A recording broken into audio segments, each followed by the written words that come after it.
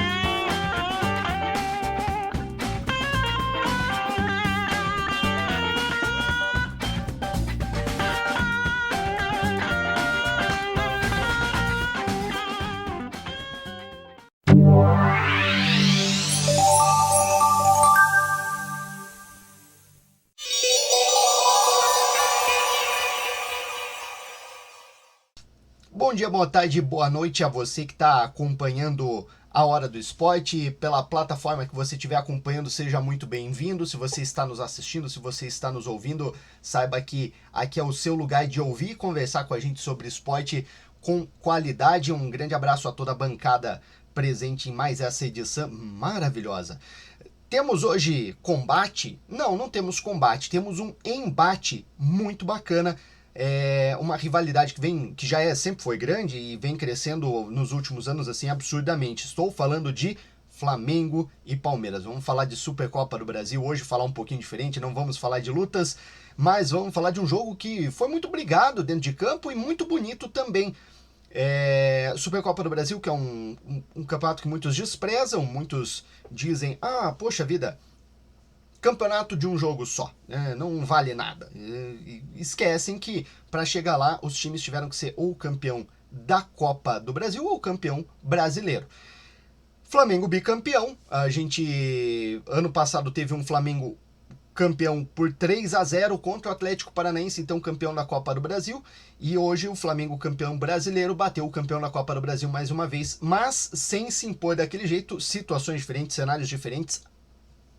Vamos levar em consideração também, sem menosprezar o Atlético Paranaense, mas né, o adversário do Flamengo foi um adversário muito maior. Né? Não estou falando em questão de camisa, de importância e torcida, etc. Eu estou falando de um time muito mais rico, eu estou falando de um time com um elenco muito mais qualificado e de um time que chegou e jogou muito bem. Todo mundo esperando um Palmeiras reativo e nada, o Palmeiras saiu ganhando com 2 minutos de jogo. Um golaço do Rafael Veiga após uma saída muito errada do Diego Alves e quero eximir totalmente de culpa aqui no meu comentário, o Ilharão ficou totalmente vendido na jogada. Não precisava ter tomado aquele drible daquele jeito, não precisava, mas ia fazer o quê? Ia fazer a falta e tomar um cartão? 2 minutos? Acabou o Flamengo pagando aí o erro do Diego Alves com gol. Diego Alves que se redimiu depois. Entre o primeiro e o segundo gol da partida, o gol do Gabigol aos 23 minutos, numa jogada linda do Felipe Luiz, entrou na área driblando, drible de futsal, bateu bonito na trave e a bola voltando pro Gabigol sozinho, desmarcado, erro da marcação do Palmeiras de deixar um artilheiro como o Gabigol sozinho. Entre esses dois lances nós tivemos um lance muito duvidoso, gerou reclamação, gerou cartão por reclamação, inclusive, de um pênalti que chegou a ser marcado, mas depois foi revisado e corretamente reposicionado a falta fora da área. Foi milimétrico, mas a falta foi fora da área e foi desperdiçada. Seria uma oportunidade para o Rafael Veiga, que tem sido um pátia de um craque no Palmeiras, fazer o segundo gol, provavelmente, como de fato veio acontecer depois, né? O Rafael Veiga chegou a marcar ainda nos 90 minutos um gol de pênalti. Mas assim, falando no jogo em geral, um jogo que teve bons momentos das duas equipes, um jogo muito bem jogado, um Flamengo que jogou abaixo do que se esperava, dentro do que a gente sabe que esse elenco pode render, e um Palmeiras que jogou muito melhor do que vinha jogando nas últimas partidas, que a gente vinha acompanhando, um Palmeiras mais reativo, e não, o Abel Ferreira proporcionou surpresas positivas para o torcedor que não celebrou o título, mas tem coisas boas a extrair dessa partida. Como eu disse, um Palmeiras que não se escondeu do jogo e não jogou um futebol reativo em momento algum. Talvez nos números da partida isso não fique muito expresso, né? A gente levar em consideração que o Flamengo teve 56% de posse de bola contra 44% do Palmeiras, mas as melhores chances o tempo todo foram do Palmeiras. Em chutes a gol, em total de chutes foi 18-17 e é bem equilibrado, 18 para o Palmeiras. Só que em chutes certos o Palmeiras chutou 10 a gol. 10 certeiros e 2 convertidos, 1 na penalidade. O Flamengo converteu 2 de 5 chutes certos, só que eu acho que em opções contundentes assim de gol, muito claras de gol, o Flamengo teve um pouco mais. O Diego salvou uma bola em cima da linha ainda no primeiro tempo, mas o Everton se recuperou de 2 erros e foram 2 bolas que iam ser gol e ele salvou ali, se corrigiu e salvou. O Everton hoje, na minha opinião, melhor goleiro em atividade no Brasil, dentro bolas assim que em outras situações seria um gol, claro. Inclusive uma bola do Gabigol entrando numa diagonal pelo lado direito na área, que ele chutou muito bem. A bola ia entrar e foi salva em cima da linha, gerou reclamação na hora por parte dos jogadores, mas o vídeo deixa muito claro também que aquela bola não entrou. Então, talvez em números, só nessa questão dos chutes a gol, fica muito claro que o Palmeiras foi um time superior ao Flamengo, e se fosse campeão, inclusive, não seria injusto, não mancharia a história do campeonato, por assim dizer. A arbitragem também foi uma arbitragem segura num geral, né? Foi uma arbitragem ok num geral. Podia ter sido melhor? Podia ter sido melhor, né? Teve alguns lances ali em que parecia que o jogo ia sair um pouco do controle, força excessiva em disputas de bola, o pênalti que foi marcado, inclusive o segundo gol do Palmeiras que saiu aos 74 minutos, de um pênalti onde o Rony entra na área e 1,5 metro antes da área, 2 metros antes da área, ele já estava catando cavaco.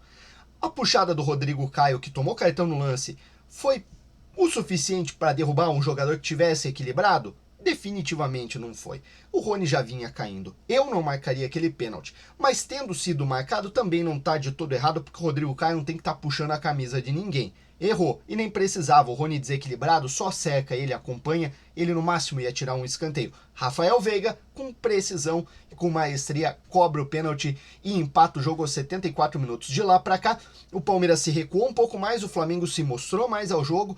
Nenhum time quis esse empate, os times tentaram até o final, mas a disputa foi para os pênaltis. E aí, meu caro, aí o bicho pegou. Rafael Veiga, primeiro a cobrar, e eu gosto do que o Palmeiras faz. O Palmeiras bota os melhores cobradores, os principais jogadores para cobrar logo de cara. O Flamengo faz o oposto, e isso é uma coisa que me desagrada um pouco. Rafael Veiga cobra 1-0, Arrascaeta cobra 1-1. Gustavo Gomes cobra, excelente zagueiro Gustavo Gomes, converte, 2-1 Palmeiras. Felipe Luiz bate. Ele fez a opção de chutar no meio, não tão forte, mas alto, pro o Everton não pegar. Bola no travessão, bola desperdiçada. Gustavo Scarpa, melhor bola parada do Palmeiras, cobra e marca. 3-1. Aí o Flamengo precisava muito desse gol para dar aquela moral pro time. Mateuzinho na bola, um lateral, um garoto da base, acabou de subir, aliás, revelado pelo Londrina, vale sempre lembrar. Muitos falam erroneamente, o Flamengo revelou o Mateuzinho. Mateuzinho é cria do Londrina. Cobrou mal. E aí, meu amigo, 3-1 pro Palmeiras. E o torcedor do Flamengo entrou em colapso. Luan vai pra cobrança. um zagueiro afobado, superestimado na minha opinião. Bom zagueiro e só, ponto. Não é ótimo, não é excelente, não é craque de bola, inclusive tá abaixo de outros companheiros de elenco, mas enfim, Luan foi pra batida e errou, 3-1. Vitinho na cobrança, e aí se o desespero era pelo 3-1, o desespero do flamenguista virou o desespero que o Vitinho foi bater. Não sejamos injustos, botou bola na trave, entrou bem, muito melhor que o Everton Ribeiro, que anda sumido no Flamengo. Converteu 3-2. Danilo precisava fazer para encerrar a batida, a cobrança de pênaltis e dar o título pro Flamengo. Diego Alves neles. O Diego Alves fez uma catimba muito grande em todos os cobradores. E o Danilo tirou tanto a bola que acabou tirando um pouquinho demais. Gabigol, cobrador oficial do Flamengo, bateu 3-3. Aí você vai me perguntar, você que não assistiu o jogo, pô, mas cadê o Gerson, Bruno Henrique, o Diego? Não estavam mais no time, já tinham sido substituídos. Vou falar que talvez o flamenguista deva agradecer, porque o Diego é horrível cobrando pênalti. Pede pênalti adoidado. Bruno Henrique, mau cobrador de pênalti. E Everton Ribeiro, desaparecido. Talvez ali, inclusive o gol de empate, o pênalti do Palmeiras que gerou um empate, foi numa bola que o Everton Ribeiro perdeu bizonhamente. Jogada nível Michael. Michael que inclusive entrou bem, daqui a pouco vamos falar dele. Gabriel Menino foi cobrar nas alternadas primeira, errou. E aí o PP, pupilo do Rogério Ceni, estava de saída já do Flamengo, inclusive o Atlético Paranaense queria, e parece que ainda quer muito o PP, foi para cobrança, era para encerrar. Errou também. 4-4 e haja emoção. Na sequência, Verón cobrou e acertou. Michael cobrou, flamenguista com o coração na boca, acertou. Batida de jogador raiz, fechou o olho, enfiou no meio do gol com toda a força, golaço. Na sequência, Mike errou a cobrança e o Rodrigo Caio entrou, bateu de 3 dedos o pênalti, bateu com personalidade e converteu o gol, a sexta cobrança de pênalti, o sexto gol do Flamengo nos pênaltis, 6-5, fim de jogo, fim de papo, Flamengo bicampeão da Supercopa do Brasil. E coisas boas, viu, para os dois times. O campeão tem uma premiação de 5 milhões, vice-campeão uma premiação de 2 milhões, os times não tem custo nenhum, o CBF arca com tudo, um joguinho bacana. Vale lembrar que o Palmeiras tem mais uma disputa dessa, que ele foi campeão da Libertadores, tem a Recopa Sul-Americana, essa em 2 partidas.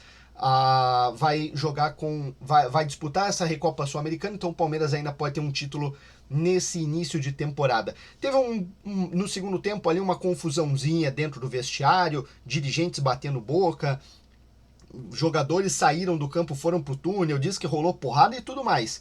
Mas dentro de campo foi um jogo muito bom, os times se respeitando demais. O craque do jogo eleito foi o Georgian de Arrascaeta, jogou realmente muito bem, o gol que ele fez inclusive foi uma pintura, mas a minha opinião, a escolha lógica seria o Diego Alves, que demonstrou grande forma e de 8 pênaltis ali pegou 3 cobranças, então 3 eu posso estar enganado, inclusive eu acho que ele pegou mais, mas enfim, o Diego Alves mostrando seu valor novamente.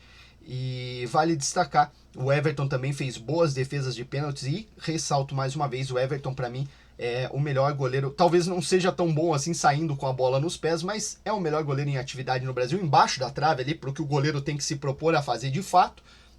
O Everton, que desde o Atlético Paranaense sempre foi excelente goleiro, chegou no Palmeiras não tão bem assim, mas se encontrou e vive um momento espetacular, é um garoto de ouro. Eu, na época que fazia a transmissão esportiva, narração, comentário, reportagem de campo, enfim, na Rádio Líder Web, na Rádio Força Jovem, aliás, um grande abraço pro Jonathan e toda a equipe da Rádio Força Jovem.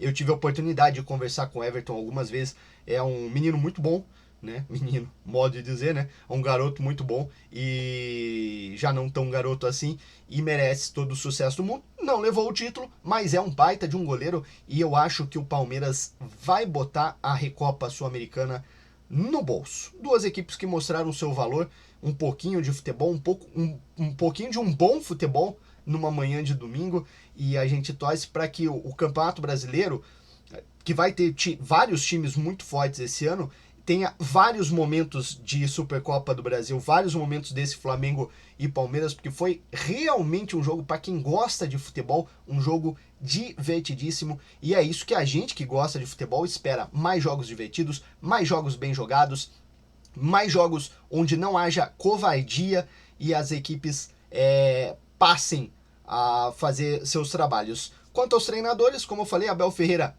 ótimas surpresas nessa partida.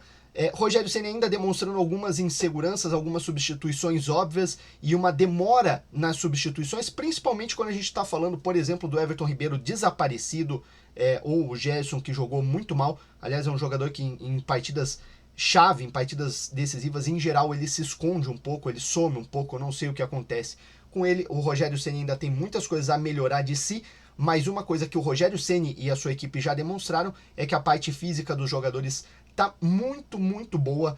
Então, é um treinador em começo de carreira, né? Como treinador. Ainda vai ser um grande treinador, ainda tem coisas a pontuar, ainda tem coisas a ser. O flamenguista tem que comemorar, é óbvio, mas a direção de futebol do Flamengo tem que prestar atenção em alguns detalhes que podem fazer diferença numa temporada longa e onde o Flamengo, quem viu os demonstrativos financeiros, onde o Flamengo tá apostando tudo em títulos, em grandes rendimentos. Precisa consertar muita coisa. Palmeiras tem um elenco muito bom, titular, tem um banco melhor do que o do Flamengo, as substituições deixaram isso muito claro, e é um time que, se jogar como jogou hoje, pode surpreender e abocanhar alguns títulos, apesar que o grande bicho-papão tende a ser o Atlético Mineiro nesse ano. Vamos ver, tá só começando a temporada e parabéns ao Flamengo, parabéns a toda a nação rubro-negra pelo bicampeonato da Supercopa do Brasil. Vale lembrar, viu? Não diminua esse campeonato, que só diminui o campeonato quem não disputa. Para chegar lá, ou você tem que ser campeão da Copa do Brasil ou do Campeonato Brasileiro, e isso não é qualquer coisa, é uma baita eliminatória, então é um título muito legal. Nossa Copa del Rey. Valeu, galera. Daqui a pouquinho estamos de volta aí no Contraponto.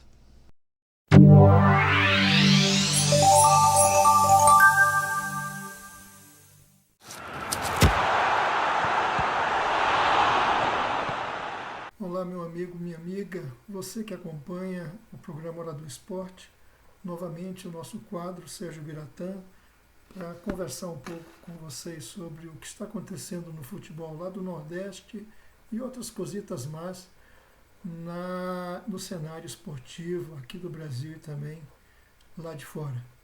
Antes, temos que registrar, né, gente? 12 de abril, 353 mil vidas que se foram, isso números oficiais, porque sabemos que na realidade esse número é bem maior.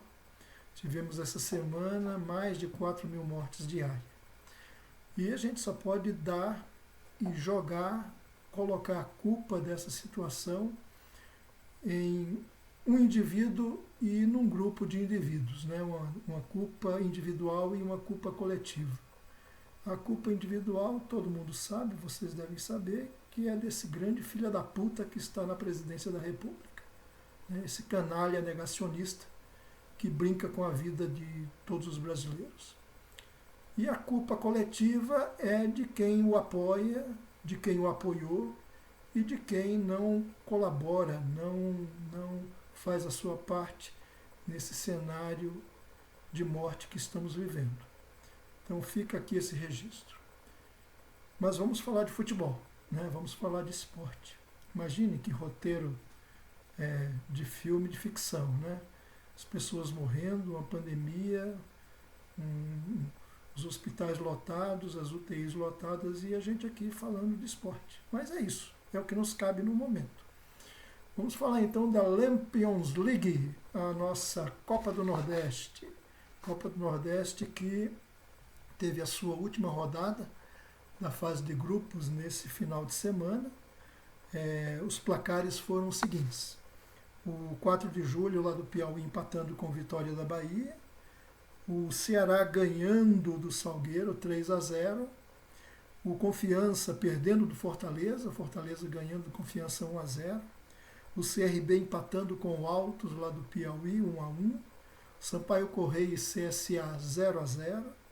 O Santa Cruz perdendo para o Botafogo lá da Paraíba por 1-0. O empate entre o 13 de Campina Grande e o Sport 2-2. E o Bahia ganhando do ABC.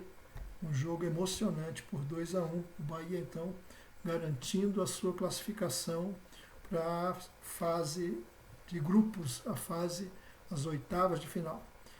Tivemos então a seguinte classificação. No grupo A, o Ceará, o Bahia, o CRB e o Sampaio Corrêa.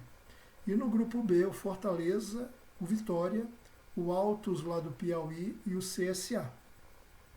Então ficaram esses 8 times classificados para a próxima fase, que vai acontecer nos dias 17 e 18 agora de abril. Os jogos serão os seguintes: as quartas de final. O Ceará enfrenta o Sampaio Corrêa, o Bahia enfrenta o CRB, o Fortaleza enfrenta o CSA e o Vitória enfrenta o Altos do Piauí. Um único jogo, né, na casa desses times, na casa do Ceará, na casa do Bahia, do Fortaleza e do Vitória, por eles terem a melhor campanha. Um único jogo. E dessa rodada saem os 4 semifinalistas que devem se enfrentar no dia 24 de abril, com a decisão então marcada para o dia 8 de maio. Lembrando que a Copa do Nordeste ela possui uma premiação em dinheiro, né, que dentro dos parâmetros lá da região é uma quantia considerável, principalmente para os times manterem as suas folhas de pagamento, já que a gente está em pandemias e as torcidas não estão podendo frequentar os estádios. Mais um motivo para que a gente derrube esse presidente genocida e estabeleça vacinação em massa para toda a população. Só assim a gente pode minimizar e até resolver a pandemia que vivemos. Pois bem, esse foi o cenário da Copa do Nordeste, e agora a gente vai falar também de outra competição que envolve os times do Nordeste. Já falei para vocês há 2 programas atrás da Copa do Brasil, relacionei os times do Nordeste que participam.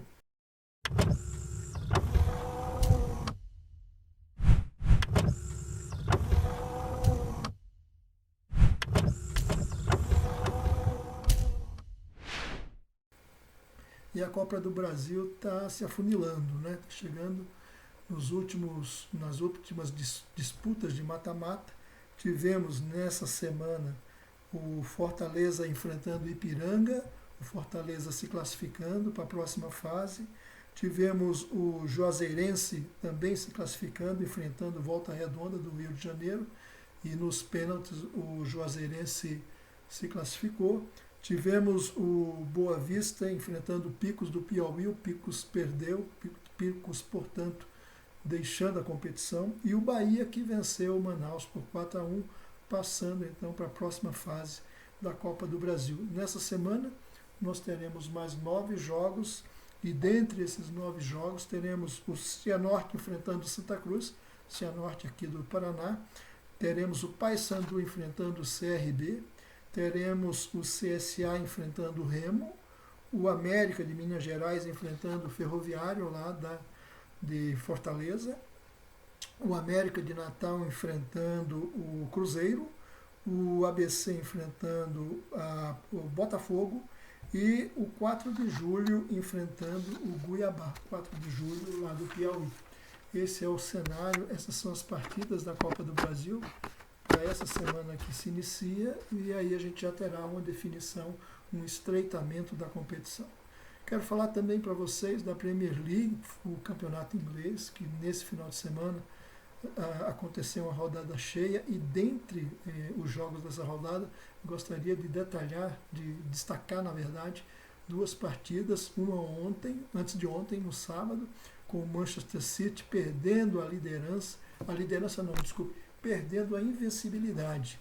O time que estava há mais de 20 jogos invencíveis, o Pep Guardiola fazendo uma excelente campanha, né, o Manchester City com agora 11 pontos à frente do Manchester United na tabela, liderança absoluta, faltando 7 rodadas para o encerramento da competição, ou seja, praticamente com a taça na mão.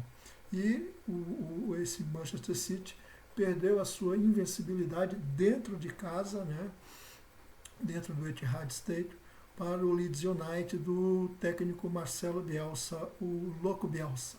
Né, 2-1 a partida, um jogo muito movimentado, um jogo muito bonito, com então a vitória do Leeds United. E ontem, no domingo, Aconteceu o derby, um jogo fantástico, mais um clássico do campeonato inglês, o Tottenham enfrentando o Manchester United e o Tottenham saindo na frente, o Tottenham comandado pelo Mourinho, pelo antipático Mourinho, saindo na frente, o Manchester United jogando muito bem, muito bonito, um jogo emocionante, até me surpreendeu, tenho uma simpatia muito forte pelo time do United, pelas cores e também pela história, por todo a sua trajetória e principalmente pelas grandes personalidades que passaram pelo time, desde o técnico, o Alex Ferguson, ficando 24 anos dirigindo a equipe, e tantos outros jogadores maravilhosos que passaram pelo Manchester, como Cantona, como Giggs, como Rooney, o próprio Cristiano Ronaldo, Beckman, e por aí vai, Evans, figuras assim, Gary Neville, nossa, muita gente boa, muitos craques, de personalidades que passaram e que estão ainda no time, Haja vista que o Giggs faz parte da comissão técnica e é um time maravilhoso. E esse Manchester United então virou o jogo, um gol do Fred empatando a partida, depois o Cavani fazendo um gol fantástico, um jogador maravilhoso que veste essa personalidade do time, um cruzamento do Greenwood, uma assistência maravilhosa desse menino, 18 anos, uma baita revelação, e o terceiro gol do próprio Greenwood, aos 96 do segundo tempo, claro, assim, no apagar das luzes, concretizando e reafirmando a vitória do Manchester United. Registrar também a participação do goleiro do Manchester, ainda bem que o time encontrou um goleiro à altura, o Henderson, fazendo uma partida maravilhosa, e assim está. A Premier League finalizando na sua 31ª rodada, faltando então 7 para o encerramento, e vamos ver o que é que reserva essas últimas rodadas. Registrar também que durante essa semana teremos a continuidade da Champions League, da Liga dos Campeões, com as partidas das semifinais. Teremos o Manchester City nos jogos de volta, na verdade, contra o Borussia, o Chelsea contra o Porto, o PSG agora não, são mais 2 jogos que a gente vai ter pela frente, de grandes times, a PSG e o Bayern de Munique, e o outro jogo agora não me recordo, não anotei, não fiz cola, então teremos nessa partida essas definições, então vale a pena acompanhar, minha gente, tá? Quero finalizar a participação falando dos times aniversariantes, desejando vida longa ao Campinense, lá da Paraíba, de Campina Grande, 106 anos, o Marília de São Paulo, 79 anos, o América, lá do Recife, com 107 anos de história, o América que já foi campeão pernambucano várias vezes, um time de tradição, com história lindíssima. Temos também a Ferroviária, de Araraquara, São Paulo, com 71 anos de existência, e o Santos, o Peixe, bicampeão mundial, com seus 109 anos, todos esses times fazendo aniversário nessa semana que se inicia. Pessoal, é isso. Deixar um abraço caloroso a todos vocês, pedir que se cuidem, principalmente pedir que cuidem do outro, e não vamos nos calar, não vamos nos omitir a essa tarefa, que é a tarefa de reerguer a nossa civilização, de colocar para fora esse genocida e retomar o nosso país da maneira que a gente quer, da maneira que a gente merece, que a gente precisa. Até lá, uma boa semana.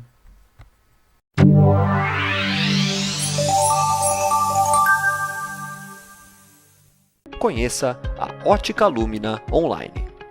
Acesse o nosso website www.oticalumina.com. Saiba que a Ótica Lumina oferece um atendimento especializado e personalizado para você via WhatsApp, Facebook e chat do nosso site, podendo ser feito por texto ou também via videochamada. Tudo isso para oferecer para você o melhor serviço possível. Visite Ótica Lumina Online.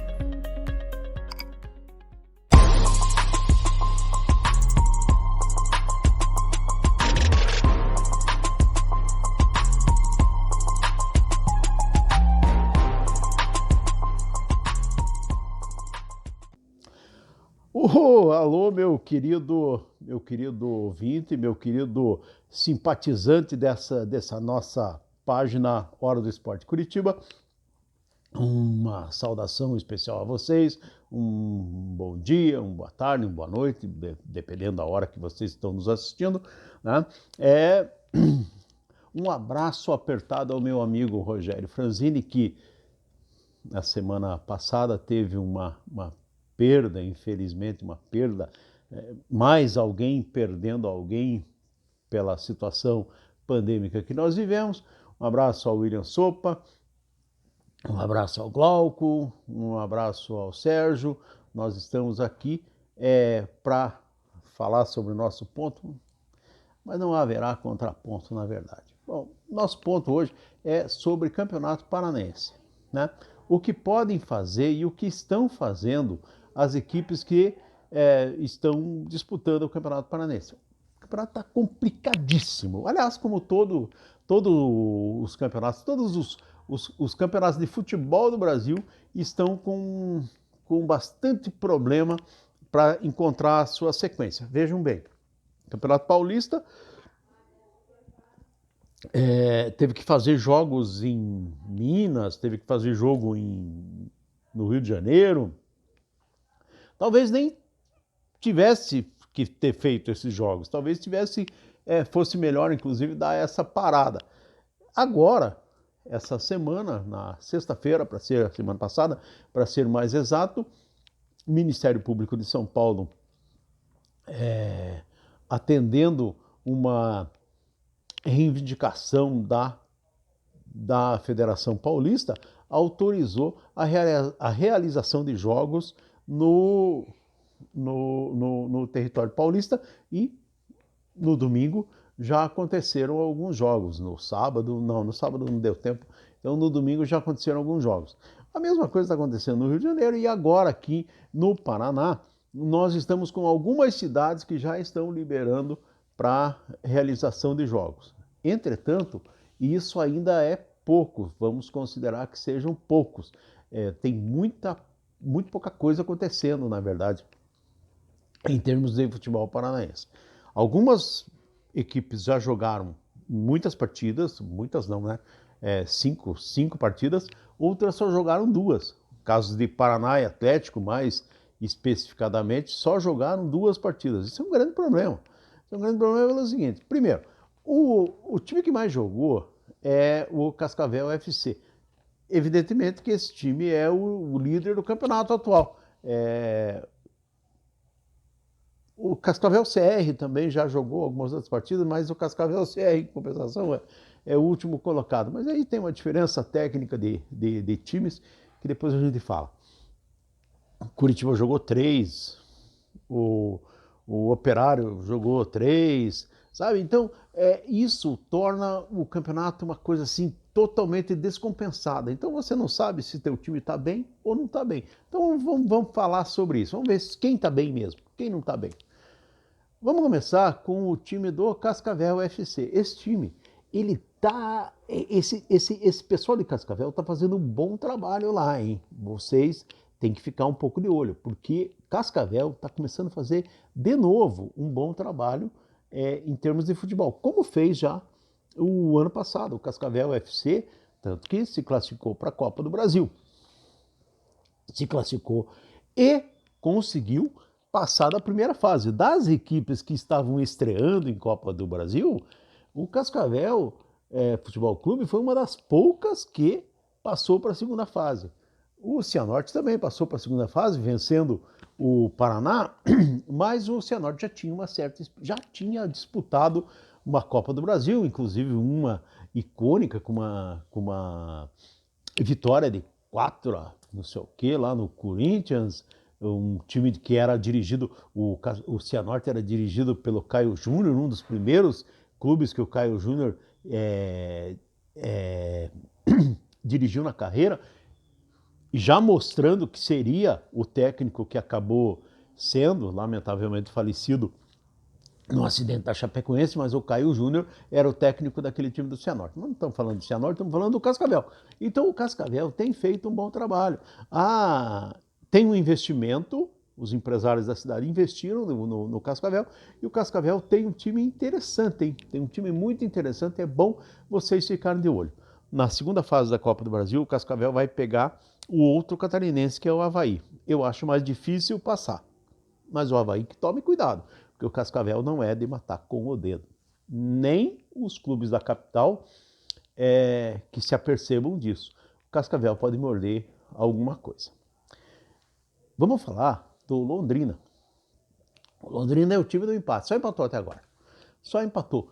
O Londrina ainda está naquele limbo. O Londrina não sabe se é o time que subiu da terceira para a segunda divisão e tem que voltar a mostrar o trabalho que tinha feito, ou se o Londrina é aquele time de terceira que veio passear na segunda divisão. Eu não sei. Trocou de técnico depois do segundo empate?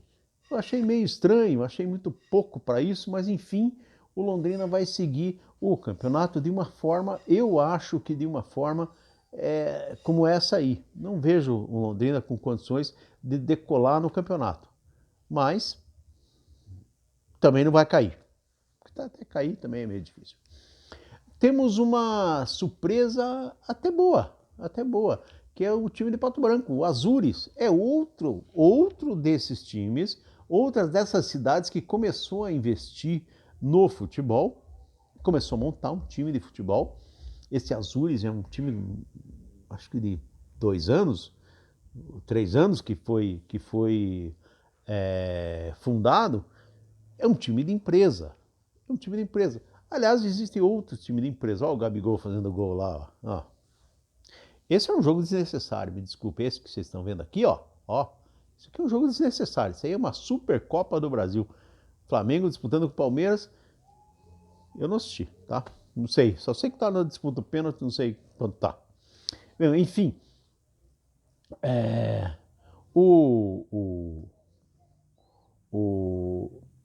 O Azures é um time de empresa, assim como o Toledo. O Toledo também é um time de empresa. O Toledo é o time da cervejaria lá, da Colônia. Tem gente que toma cerveja Colônia aí sem o menor problema. Eu faço propaganda mesmo, não tem problema nenhum, né? Tem algumas cervejas que a Colônia fabrica que são muito boas, por sinal, viu? Não chuta assim o balde, não. Talvez a Colônia mesmo em si, aquela feita de milho, não é lá essas coisas, mas eles têm umas puro malte lá, ó.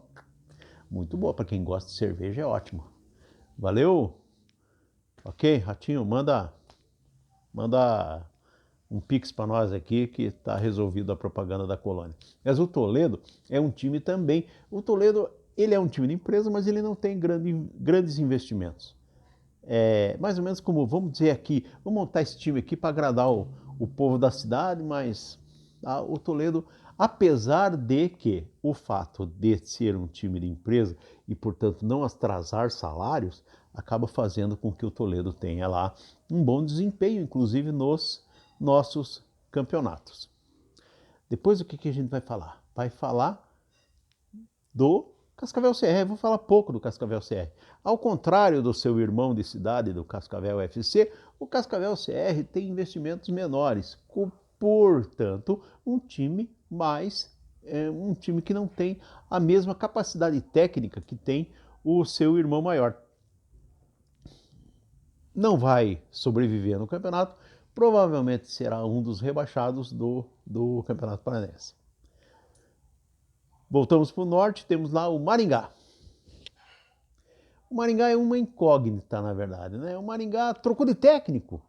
Eu não entendi. Aliás, o técnico do Cascavel atual é o Tcheco. E o Tcheco é um cara que tem uma certa experiência. O Tcheco já dirigiu o Curitiba no Campeonato Brasileiro, o Tcheco já dirigiu o Curitiba várias vezes no Campeonato Paranaense. O Tcheco é um cara que tem um futuro como técnico. O futuro de técnico retranqueiro, tá? Não é nada de muito excepcional. Ele é a escola do Tcheco, é a mesma escola do Pachequinho, a mesma escola do Jorginho, é a mesma escola antiga que já não deveria mais existir no futebol brasileiro, que deveria ter uma reciclagem, um novo ar desses técnicos e continuam fazendo. É retranqueirão, mas é um retranqueirão competente, mais competente inclusive que o próprio mentor dele, que foi o Jorginho. Então, o Cascavel tá bem de técnico. O Maringá, nem tanto. O Maringá também é uma incógnita. O Maringá não se sabe o que vai acontecer. Não sei, digo. Rio Branco. Vem pela tradição. Nada além disso. Tem alguns jogadores aí que já jogaram nos campeonatos maiores aí, sabe? Mas também não vai dizer muita coisa. E o Branquinho simpático e pequenininho. Vai continuar simpático e pequenininho. Coritiba, Atlético e Paraná é outra análise. Meu tempo está acabando, eu não posso falar. Fala semana que vem desses três aí. Até porque eles já vão ter jogado mais. Aliás, vão não ter jogado mais, porque o Campeonato Paranaense está parado. As cidades que admitem jogos, não sei, até agora não se sabe nada. Talvez o Paraná jogue, não se sabe contra quem e não se sabe o dia da semana que vem. Talvez o Curitiba jogue, não se sabe contra quem e também não se sabe o dia da semana que vem. E o Atlético a mesma coisa. O Atlético estava querendo jogos do Campeonato Paranaense para fazer rodar o seu time principal, que vai começar a disputa agora da Copa Sul-Americana e que não vai ter essa oportunidade porque não haverá tempo hábil. Tá bom? Então é isso aí. Um abraço a todo mundo, um beijo para todo mundo. Comentem aí se vocês quiserem, façam perguntas se vocês quiserem. A semana que vem eu vou voltar no mesmo assunto, falando sobre Curitiba, Atlético e Paraná, inclusive olhando para frente. O que esses três vão poder fazer no Campeonato Brasileiro, que é aquilo que importa para nós. Tá? Abração. Bom, vamos lá, contraponto então, né? Vamos ao contraponto do Osmar. Eu começo dizendo assim, como assim não tem que ter Supercopa do Brasil? Acho demais. A Copa do Rei, por exemplo, na Espanha acontece, por que aqui não pode ter uma Supercopa? Eu acho ok, eu acho ótimo para os times, eu acho saudável para os torcedores em tempos normais, né? Vamos levar em consideração aí que o Flamengo embolsou 5 milhões de premiação, o Palmeiras ficou em segundo lugar, levou 2 milhões, os times não tem custo nenhum, é tudo bancado pela CBF, não lota o calendário, não atrapalha o calendário, eu acho super ok aí a Supercopa do Brasil, esse é o meu primeiro contraponto, e não é um contraponto clubista, eu quero deixar bem claro, se não fosse a minha equipe jogando a Supercopa, eu teria a mesma opinião. Imagina, 5 milhões de reais e todas as despesas pagas, levando em consideração, vamos pôr assim, o exemplo do Flamengo, o Flamengo fechou um patrocínio pontual de 1,5 milhão com a Amazon Prime para essa partida, então são 6 milhões e meio e gasto zero, então eu acho super válido aí a nossa Copa do Rei, que o rei não seja o rei atual, né? Vamos agora ao contraponto em relação ao Campeonato Paranaense, né? Dá para ver, tô com a camisa do Cascavel FC, aliás, minha torcida e minha estima para o Cascavel FC nesse Campeonato Paranaense, acho sim que é uma equipe que pode beliscar alguma coisa, gosto de ver o desempenho da equipe de Pato Branco, e acho importante a gente ressaltar uma coisa em especial, a situação de Pato Branco e Toledo são duas cidades com muita tradição no futsal, inclusive a gente está falando de cenário nacional. Não é uma tradição de colocar milhares e milhares de pessoas envoltas no clima de uma partida, mas o Magnus também não é, o Magnus é o time do Falcão. O Magnus também não é, o Corinthians, que é um bom time de futsal, tem um bom time de futsal também não é, normal, né? Mas assim, dentro da realidade do futsal brasileiro, o Toledo e o Pato Branco têm tradições consideráveis a se levar em consideração. Ó, tá vendo um bichinho voando aqui, ó? Tem uma tradição considerável aí na questão do futsal que tem que ser levada em consideração para transformar isso numa tradição local no futebol, uma tradição regional no futebol. É possível. Qual que é o exemplo? Pega a Major League Soccer, pega o exemplo do que as equipes fazem na Major League Soccer. Ok, outra realidade financeira, outra realidade de país, mas é um esporte sem tradição, né? Levando em consideração que é a quarta modalidade do país, e eles conseguem lotar seus estádios não tão grandes com eventos que vão além dos 90 minutos, e eu acho que mais do que o resultado em campo dessa temporada para essas equipes, especialmente mais ao oeste do estado, mais do que a questão do campo, existe algo a se extrair nesse campeonato paranense, nesses últimos paranenses, que é envolver bem a torcida, fazer bons resultados, óbvio, o melhor possível, para poder continuar fazendo nos anos seguintes. Quem sabe, né? Quem sabe essas equipes se tornem polo regional, nem precisa fazer o que a Chapecoense do Oeste Catarinense fez. Não precisa, se fizer maravilha, mas não precisa chegar tão longe assim. Se tiver bons times, envolver a comunidade, criar uma raiz e ter acima de tudo, né? E aí o desafio para o marketing dessas equipes, mais do que os 90 minutos, mais o evento antes, durante e depois, envolvendo o torcedor, eu acho que tem tudo para ser muito proveitoso. Em campo, não tenho o que dizer, Cascavel é a melhor equipe do interior do estado. Uma fala de quem está vestindo a camisa do Cascavel, então tem um pouquinho de clubismo? Tem um pouquinho de clubismo, mas em campo eles estão correspondendo muito bem. Vai Cascavel!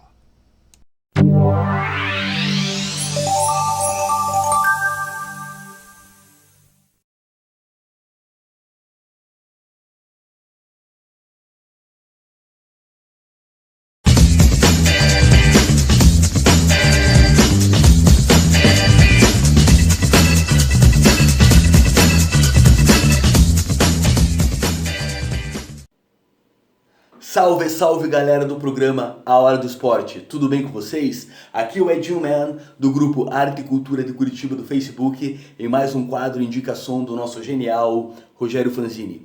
E o som que eu vou estar indicando para vocês hoje é a música Eremita Urbano, da banda Adriano Sátiro e os Bem-Aventurados. Composição Adriano Sátiro Bittencourt e Carlos Careca. A música Eremita Urbano fala justamente sobre a pessoa acordar tarde para ficar o dia inteiro em casa, a pessoa fica o dia inteiro em casa, a pessoa não se comunica com ninguém, a pessoa só vê o mundo pela televisão e a pessoa gosta muito dela mesma porque ela não tem outros relacionamentos fora o de dentro da sua casa, que só tem ela mesma. Então é uma música realmente atemporal, uma música feita há 20 anos atrás, é uma música que reflete muito o comportamento das pessoas hoje, até um pouco antes da pandemia. O mundo estava bem isolado, as pessoas já estavam bem isoladas, eu sinto, né? Então realmente a música fala sobre as pessoas hoje serem muito eremitas dentro de suas próprias casas. E a pandemia forçou muitas pessoas a esse comportamento também. É uma música fenomenal, fantástica. Aqui embaixo vai estar o link para vocês conhecerem essa música, né, esse som. E também a música Eremita Urbano é uma música que foi feita nos anos 90, está nesse CD. O CD A Caminho do Céu, da banda Adriano Sátiro e os Bem-Aventurados, né? É um CD fenomenal, um álbum fenomenal, vale muito a pena conhecer. E é um álbum difícil de encontrar. Inclusive, a banda Adriano Sátiro e os Bem-Aventurados tiveram 2 CDs lançados e um single, que são raros de encontrar. E nesta música Eremita Urbano, vamos aos créditos, né? Então, Adriano Sátiro, voz, guitarra e violões, Maurício Armênio, baixo e vocais, Dijan Rachel, bateria e voz, e Ulisses, percussões. Muito bom. A banda do Sátiro e os Bem-Aventurados fizeram bastante movimento em Curitiba nos anos 90 e acabou por volta dos meados dos anos 2000. É uma pena, era uma excelente banda.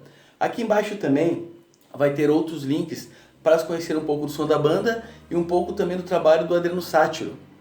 Inclusive, o Adriano Sátiro, ele tem muitos trabalhos fora a banda dele. Ele é um compositor, um músico, um cantor fenomenal. Ele tem um movimento desde os anos 70 aqui em Curitiba. E o Adriano Sátiro, ele lançou recentemente o curso Método Z. Ele já tinha lançado ele já tinha esse método anteriormente, mas ele lançou agora o curso via web, no qual você pode fazer e contribuir